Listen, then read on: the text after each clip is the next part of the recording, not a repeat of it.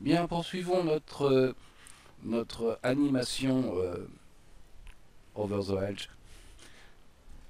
Donc nous en étions restés au premier cadre, au premier solide qui va nous servir à placer tous nos personnages et tout ce qui va en fin de compte tourner autour de la Terre.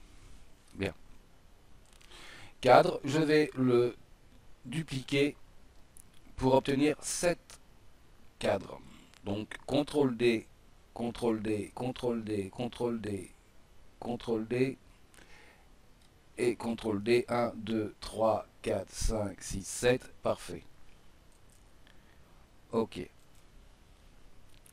Je vais placer des repères toutes les 2 secondes dans ma ligne de composition. Donc je vais mettre mon curseur à 2 secondes et je vais placer un repère. Les repères sont ici, réserve de repères, faire glisser vers la gauche pour en créer un nouveau. Donc, une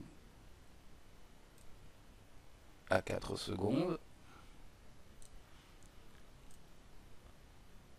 à 6 secondes,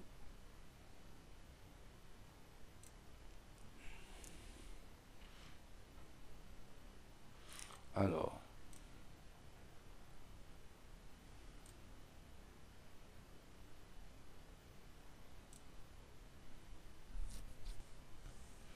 hum, hum, hum. 2 secondes, 4, 6 et 8, c'est pas bon. Donc 3 secondes, 4 secondes, ah, 5 secondes, oui je me suis trompé. On commence à 2 secondes et toutes les secondes on va mettre notre repère, voilà. Effectivement sinon on ne peut pas en mettre 7, c'est pas possible. 6, 7 et 8. Donc on a 2 secondes sans rien et 2 secondes à la fin sans rien. Voilà. Bien, nous avons nos cadres ici dans la composition. Nous avons ici aussi dans le projet cadre 1. Je vais le dupliquer 7 fois. Enfin pour en obtenir 7. 1, 2, 3, 4, 5, 6, 7. Voilà. Je vais les sélectionner tous. Donc je prends le premier, j'appuie sur la touche majuscule, je sélectionne cadre 7, je les ai tous sélectionnés, je double-clique, et ici, cadre 1, cadre 2, cadre 3, cadre 4, cadre 5, cadre 6. Voilà, je les sélectionne, et je fais un double-clic une fois que j'ai sélectionné tout le monde. Ça va nous permettre de changer les couleurs de nos intitulés. Bon, cadre 1, on va le laisser. Cadre 2, la couleur s'est appliquée par l'effet remplir sur le solide, donc je clique sur le solide. Voilà.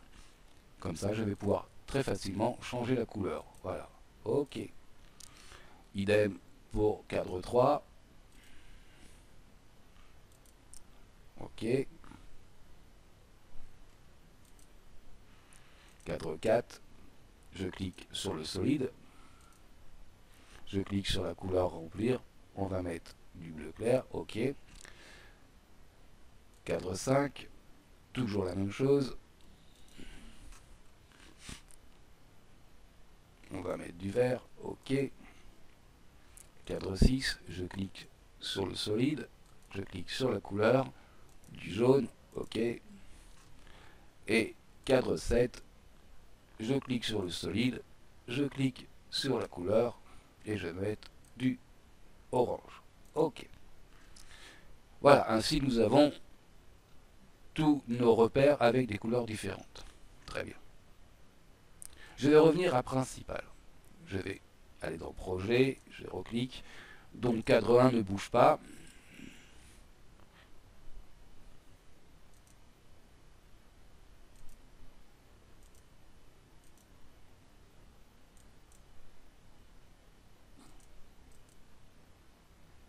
Pour l'instant, nos couleurs n'ont pas changé. Si je regarde, rien n'a changé.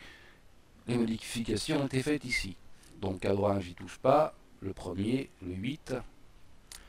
Je vais sélectionner le cadre 1 qui est sur la ligne 7, prendre cadre 2, enfin faire CTRL A et aller chercher cadre 2. Je maintiens le bouton de la souris enfoncé et je descends pour aller jusque dans cadre 1. Et maintenant, je vais faire la même chose pour celui qui est sur la ligne 6 et qui sera cadre 3. J'ai sélectionné cadre 1. Attention que ici rien ne soit sélectionné pour l'instant. Cadre 1 de la ligne 6. CTRL ALT enfoncé. Je clique sur cadre 3. Je maintiens la touche de la souris enfoncée et je descends pour aller sur cadre 1. Voilà. Là, c'est raté. Édition annulée des déplacements. La ligne 6 est sélectionnée. CTRL ALT enfoncé. Je prends cadre 3 et je le descends sur la ligne 6. Voilà. Et vous voyez que si ça a marché, j'ai cadre 3 qui s'est mis en intitulé de la ligne 6. Je fais la même chose. CTRL ALT. Je prends, je descends. C'est bon. Je prends, je vais chercher le 5e. Je lâche. Je prends la ligne 3, CTRL ALT, cadre 6. C'est bon. Je prends le dernier qui va correspondre à cadre 7, CTRL ALT, bouton de la souris enfoncé, bouton gauche. Hein. Voilà, c'est fait. Maintenant, si je regarde, j'ai bien toutes mes couleurs différentes. Ok. Bien. Ce que nous allons faire maintenant, c'est que nous allons aller à 2 secondes. Voilà. Je vais décocher les yeux de tous mes cadres, sauf le cadre 1. Ok. Je vais mettre cadre 1 en 3D. Prendre le zigouigoui et aller sur CTRL rotation pour le lier à la rotation. Ok. Et avec l'outil déplacement, je vais aller déplacer mon cadre 1 à peu près à la gauche de ma terre, aller sur rotation, et dans les Z, je vais mettre moins 25. Voilà. Ok. Je vais à 3 secondes. J'affiche le cadre 2. Je le mets en 3D. Je le relie à CTRL. Alors soit je prends le zigouigoui, soit je fais tac, CTRL rotation ici. Je vais le prendre et le placer à peu près sur le côté, ici. Voilà. Ouvrir rotation en appuyant sur R. Et ici, dans rotation sur Z, le mettre en 25.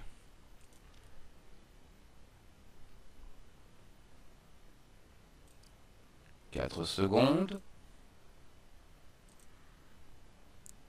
Je fais la même chose pour cadre 3. Donc lié à CTRL, mis en 3D, déplacer, rotation sur les Z en moins 25. Voilà. «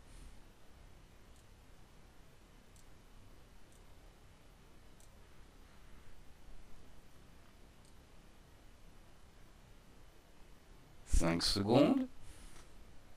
On va prendre maintenant cadre 4. Toujours pareil. Relié à CTRL rotation, mis en 3D, rotation. Cette fois-ci à 25. Édition annulée. Et le déplacer pour qu'il se retrouve là sur le côté. Ok. 6 secondes. Je vais prendre mon cadre 5, le mettre en 3D, le relier à contrôle. Voilà, parenté à contrôle. Déplacer et rotation sur l'axe des Z à moins 25.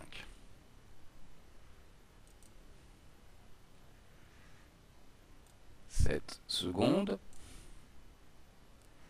Cadre 6 en 3D. Relié parenté à contrôle. Voilà. Lacé sur le côté. Voilà. R pour rotation. Rotation sur les Z à 25. Et à 7 secondes, nous avons placé notre dernier cadre 7 en 3D, relié à contrôle. Je mets l'œil, ça permettra de le voir, ça sera plus facile. Je le déplace sur le bord de ma terre ici. Voilà. Rotation sur l'axe des Z à moins 25. Voilà. Eh bien,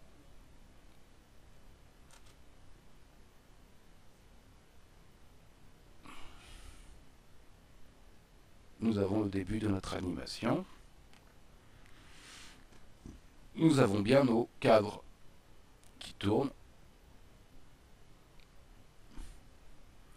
Mais, voilà, on est loin d'avoir intégré l'effet sur la présentation que je vous ai faite en début de tuto. Alors que pour l'instant, ça c'est pas très relié à la Terre. Bien, mais ça va s'arranger. Je referme tout ça et je vais maintenant créer la dernière manipulation pour avoir un meilleur effet. Je vais donc prendre le calque Terre, la composition, la précomposition Terre. Je vais la dupliquer, CTRL D. OK. Je vais la renommer tout de suite cache. Car ça servira de cache. OK. Je la sélectionne, calque, précomposition. Alors, très important. Ici, vous allez cliquer sur transférer tous les attributs dans une nouvelle composition. OK. Et je vais faire OK. Et là, j'ai un message d'erreur. Alors, on ne va pas s'inquiéter. Ce message d'erreur est dû au fait qu'il y a une expression qui relie la composition Terre au contrôleur du calque nul. Donc, on va ouvrir ici, ouvrir dans Effets, ouvrir dans CC Cylinder, ouvrir dans Rotation, et voyez que dans Rotation Y, on peut encore ouvrir, et on a notre expression. Je la sélectionne et je la supprime, et je peux revenir maintenant à Principal. Bien.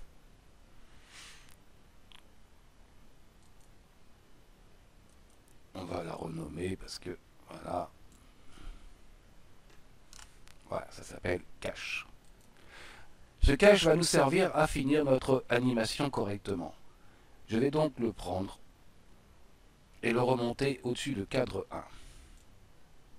Je vais masquer pour l'instant les autres cadres. Et j'ai donc mis cache au-dessus de cadre 1. Je vais dans cadre 1. Alors si ce n'est pas ouvert, n'hésitez pas à jouer avec ceci. Voilà. Et dans cache ici, vous voyez, pour cadre 1, je vais mettre alpha inversé cache.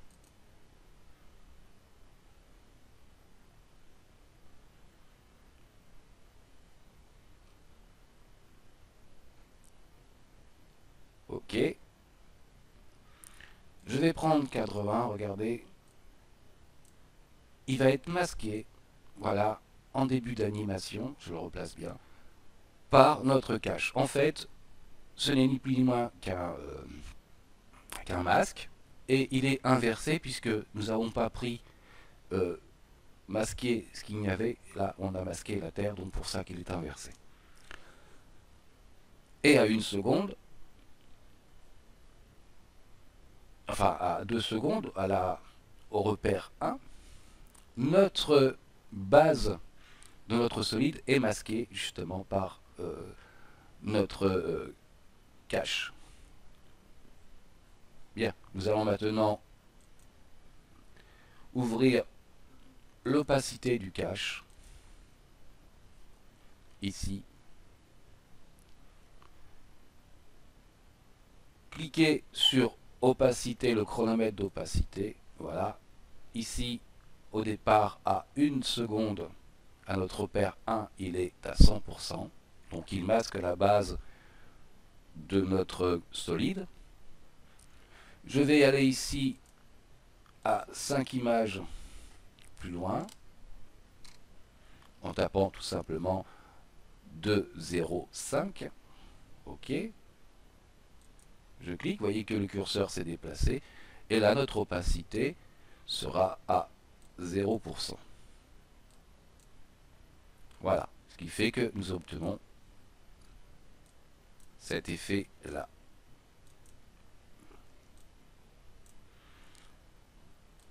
Alors, un petit réglage, hein, si on trouve que ça vient peut-être un peu tôt, on peut reculer un tout petit peu, voilà.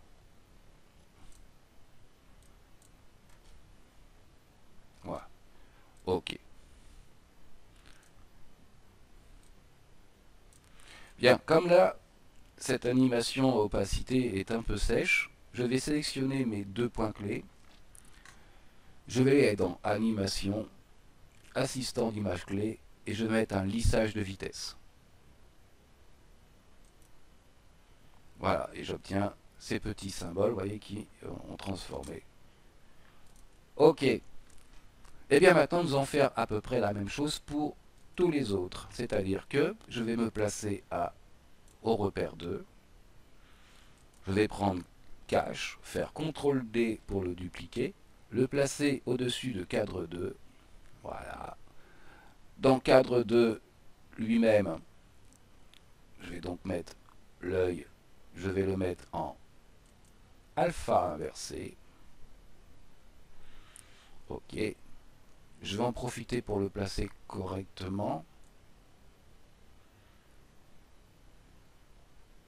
Voilà, à peu près comme ça.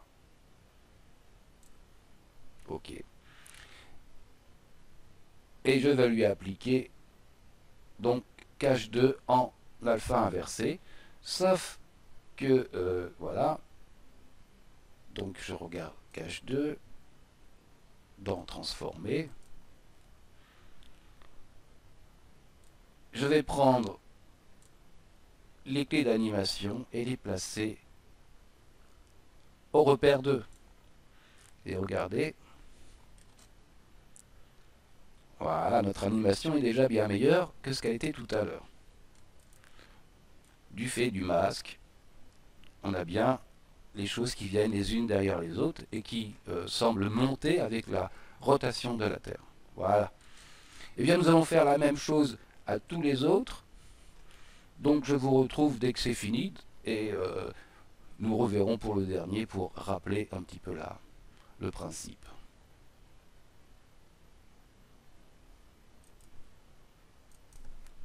Bien, faisons ensemble la dernière manipulation. Donc je double-clique le cache, je duplique le cache CTRL D, je le monte au-dessus de cadre 7, je mets cadre 7 en alpha inversé, je vais ensuite dans cache 7, voilà, et je vais dupliquer, enfin déplacer les points clés à notre repère 7.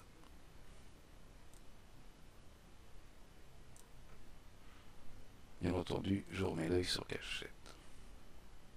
Sur cadre 7 pour qu'il apparaisse. Je peux aussi, voilà, le replacer à peu près correctement pour que le masque, voilà, soit un peu plus poussé, ce qui va nous donner, voilà, l'apparition de nos différents solides, les uns derrière les autres, qui apparaissent au fur et à mesure que la Terre tourne. Donc voici le principe de cette animation. Nous verrons dans le tutoriel suivant maintenant comment mettre des textures et remplacer ces solides par un décor, par des personnages, des arbres, des choses. Et en dernier point, l'arrière-plan et tous les réglages nécessaires pour que ça ait le plus bel effet possible. Voilà, je vous dis au prochain tuto. Salut à tous et bon courage.